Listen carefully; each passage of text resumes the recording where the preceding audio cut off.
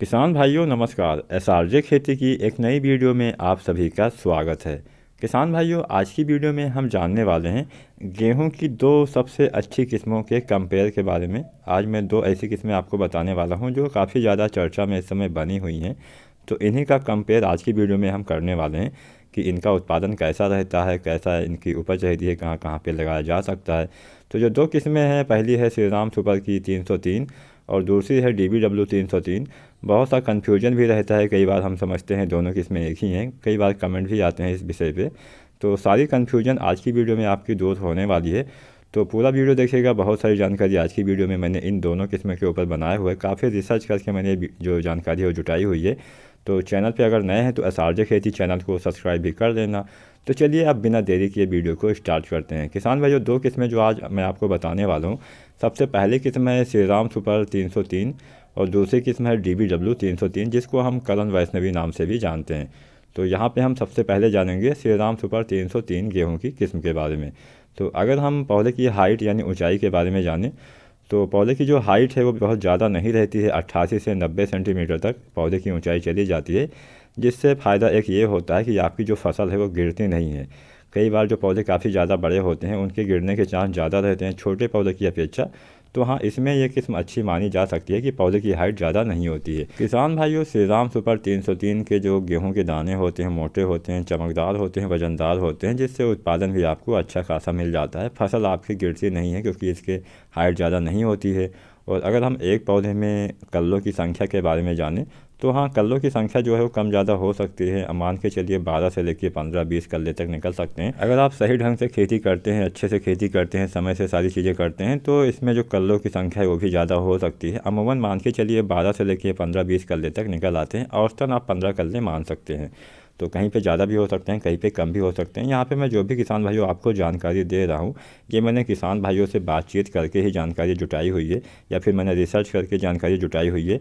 ये जो ऑफिशियल इनकी साइडें होती हैं, जो जैसे प्राइवेट कंपनियों की, वो अपने वहाँ पे दर्शाती नहीं है कि कितने मतलब कल्ले में, एक पौधे में कितने कल्ले निकलेंगे या फिर इनका कितना उत्पादन जाएगा। ज़्यादातर कंपनियाँ इसको छिपाती हैं, लेकिन हमने बहुत सारे किसान भाइयों से संपर्क करके, बहुत सारे रिसर्च करके ये जो जानकारी है वो जुटाई हुई है।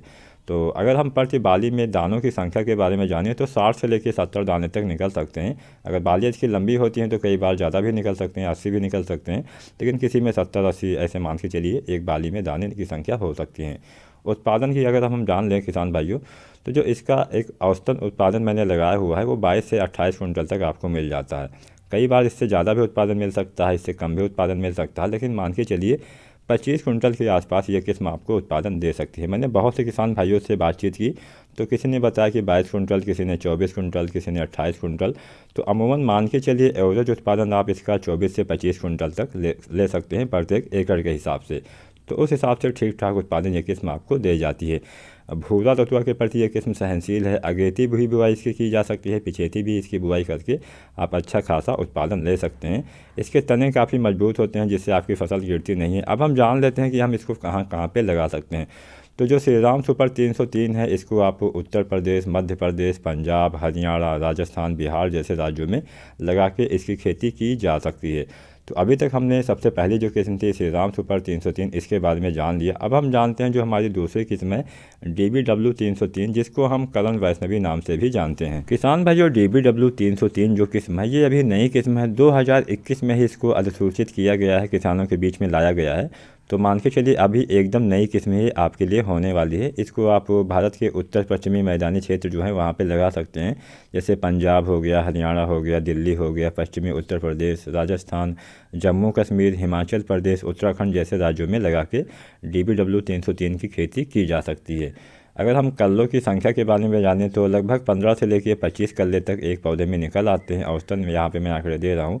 और अगर इसकी जो बालियाँ होती हैं वो भी लंबी होती हैं। पीला रतुआ और भूरा रतुआ के प्रतिरोधी ये किस्म है। पौधे की जो हाइट है यानी ऊंचाई जो है, औसतन ऊंचाई लगभग 92 सेंटीमीटर तक चली जाती है। और जो इसकी ऑफिशियल साइट है जहाँ पे आप देख सकते हैं, जो गेहूं और जो अनुसंधान संस्थान करनाल है, उसकी जब वेबसाइट पे जाएंगे तो भी आपको ये जानकारी मिल जाएगी। बुआई का जो सही समय है इसका, वो अक्टूबर के अंतिम सप्ताह से लेके नवंबर के प्रथम सप्ताह तक अगर आप इसकी बुआई करते हैं तो काफ़ी अच्छा उत्पादन आपको ये देने वाली है। अब हम जानते हैं दोनों किस्मों में आखिर अंतर क्या है। तो किसान भाइयों, आप सभी को पता होगा, मैंने पहले जो किस्म बताई श्रीराम सुपर 303, इसका जो उत्पादन है मान के चलिए आप औसतन उत्पादन आपको मिल जाता है 25 कुंटल के आसपास। और जो DBW 303 है, इसका अंतर केवल यहीं पे नहीं है, बहुत सारा अंतर है, लेकिन सबसे बड़ा अंतर अगर हम जानें तो सबसे बड़ा अंतर है उत्पादन में। किसान भाइयों, DBW 303 एक ऐसी किस्म है जो भारत में अभी तक आज के तारीख तक, आज मैं ये वीडियो डाल रहा हूँ, आज 3 अक्टूबर है, तो 3 अक्टूबर 2021 तक ऐसी कोई भी किस्म नहीं है जो DBW 303 से ज़्यादा उत्पादन आपको भारत में, इंडिया में देती हो। तो यहीं पे आपको सीधा सीधा अंतर नज़र आ जाएगा।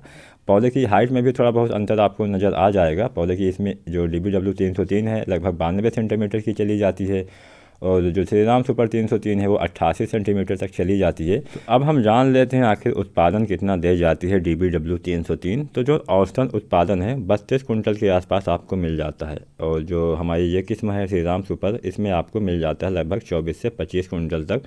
तो लगभग मान के चलिए यहाँ पे आपको 6 से 7-8 कुंटल तक अंतर आपको नज़र आ जाएगा उत्पादन में। क्योंकि नई किस्म है इसके, इसलिए इसके जो बीज हैं हो सकता है आपको अभी ना मिल सके, लेकिन जब भी इसके बीज मिलेंगे तो सबसे बेहतर किस्म आपके लिए DBW 303 ही होने वाली है।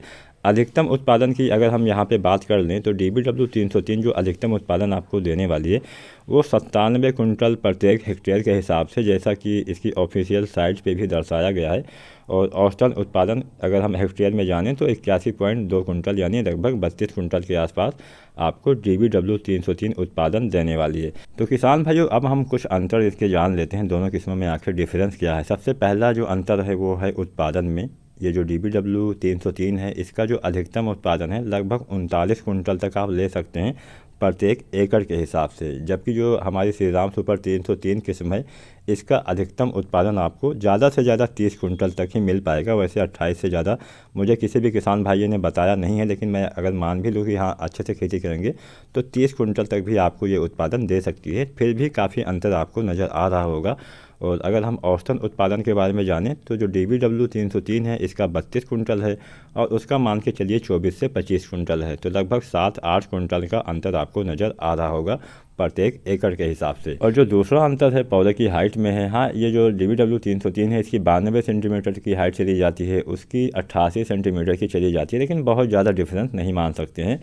जो कल्लों की संख्या है उसमें आपको डिफरेंस नज़र आ जाएगा। यहाँ पे जो हमने पहले बताया श्रीराम सुपर, उसमें एक औसतन कल्लों की संख्या 15 के आसपास होती है, और इसमें भी 15 से 25 तक कल्लों की संख्या निकल आती है। तो कल्लों की संख्या भी इसमें ज़्यादा निकलती है, तभी तो इसमें उत्पादन भी आपको ज़्यादा मिलता है। औसतन बालियों की जो लंबाई होती है DBW 303 में ज़्यादा होती है। इसके अलावा श्रीराम सुपर 303 एक रिसर्च गेहूं का बीज है, जबकि जो DBW 303 है एक सरकारी संस्था द्वारा विकसित किया गया गेहूँ का बीज है, जिसको भारतीय गेहूँ और जो अनुसंधान संस्थान करनाल के द्वारा विकसित किया गया है। तो मैं उम्मीद करता हूँ अच्छे से आपको समझा पाया हूँगा। फिर भी अगर आपका कोई भी सवाल हो, सुझाव हो, नीचे हमें कमेंट करके ज़रूर बताइएगा। वीडियो पसंद आई हो तो लाइक ज़रूर करना। धन्यवाद।